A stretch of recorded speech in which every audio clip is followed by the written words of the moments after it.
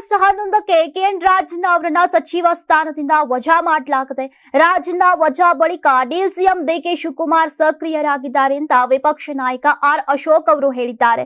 ವಿಧಾನಸಭೆಯಲ್ಲಿ ಒಳ ಮೀಸಲಾತಿ ಕುರಿತು ಚರ್ಚೆಗೆ ಅವಕಾಶವನ್ನ ನೀಡದ ಕಾರಣ ಬಿಜೆಪಿ ಸದಸ್ಯರು ಸಭಾತ್ಯಾಗ ಮಾಡಿದ್ರು. ಇದಕ್ಕೂ ಮುನ್ನ ಒಳ ಮೀಸಲಾತಿ ಕುರಿತಾಗಿ ಸಿಎಂ ಸಿದ್ದರಾಮಯ್ಯ ಸದನಕ್ಕೆ ಹೇಳಿಕೆಯನ್ನ ನೀಡಿದ್ರು. ಬಳಿಕ ಚರ್ಚೆಗೆ ಅವಕಾಶ ಕೊಡಬೇಕು ಅಂತ ಬಿಜೆಪಿ ನಾಯಕರು ಪಟ್ಟು ಹಿಡಿದ್ರು.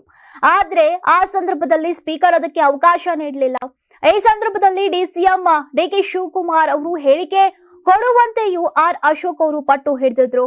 ಆದ್ರೆ ಈ ವೇಳೆ ಡಿಕೆಶಿ ಅವರ ಕಾಲೆಳೆದ ಅಶೋಕ್ ರಾಜಣ್ಣ ಅವರನ್ನ ಸಚಿವ ಸಂಪುಟದಿಂದ ವಜಾ ಮಾಡಿದ ನಂತರ ಡಿಕೆಶಿ ಅವರು ಆಕ್ಟಿವ್ ಆಗಿದ್ದಾರೆ, ಬಹಳ ಫಾಸ್ಟ್ ಆಗಿದ್ದಾರೆ ಎಂದ್ರು.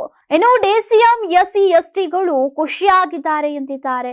ನಮ್ಮ ಪಕ್ಷದಲ್ಲಿ ಎಸ್ಸಿ ಸಮುದಾಯದ ಜನರು ಇದ್ದಾರೆ, ಅವರಿಗೆ ಮಾತನಾಡೋಕೆ ಅವಕಾಶ ಕೊಡಿ ಅಂತ ಆರ್ ಅಶೋಕ್ ಅವರು ಆಗ್ರಹಿಸಿದ್ರು. ಇನ್ನು ಒಳ ಮೀಸಲಾತಿ ವಿಚಾರವಾಗಿ ಚರ್ಚೆಗೆ ಅವಕಾಶ ಕೊಡದೆ ಇರುವ ನಿಟ್ಟಿನಲ್ಲಿ ಆಡಳಿತ ಪಕ್ಷದ ವಿರುದ್ಧ ಅಸಮಾಧಾನವನ್ನ ವ್ಯಕ್ತಪಡಿಸಿ ಬಿಜೆಪಿ ಸದಸ್ಯರು ಸಭಾತ್ಯಾಗ ಮಾಡಿದ್ರು.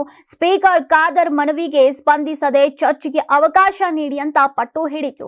ಆದ್ರೆ ಅವಕಾಶ ಸಿಗದೇ ಇದ್ದ ಹಿನ್ನೆಲೆಯಲ್ಲಿ ಸಭಾತ್ಯಾಗವನ್ನ ಮಾಡಿದ್ರು. ನಾನು 86 ಕೆಜಿ ಇದ್ದವಳು 71 ಕೆಜಿ ಬಂದಿದ್ದೇನೆ. ವಯಸ್ಸಾದ್ಮೇಲೆ ಸ್ಮಾರ್ಟ್ ಆಗಿ ಕಾಣ್ತೀರಾ ಅಂದ್ರೆ ಜಿನ್ನಿ. 126 ಕೆಜಿ ವೇಟ್ ಇದ್ದು ನಾವು ಈಗ 114 ಕೆಜಿ ಲೆಕ್ಕ ಬಂದಿದ್ದೀವಿ. ಯಾವುದೇ ಸೈಡ್ ಎಫೆಕ್ಟ್ ಆಗಿಲ್ಲ. 84ರಿಂದ 50 ಕೆಜಿ ಬಂದೆ. ಆಮೇಲೆ ಸಣ್ಣಗೆ ಫಿಟ್ ಆಗಿದ್ದೀನಿ. ಅದಕ್ಕೆ ನಾನು ಯೂಸ್ ಮಾಡ್ತಾ ಇರೋದು ಜೀನಿ ಸ್ಲಿಮ್.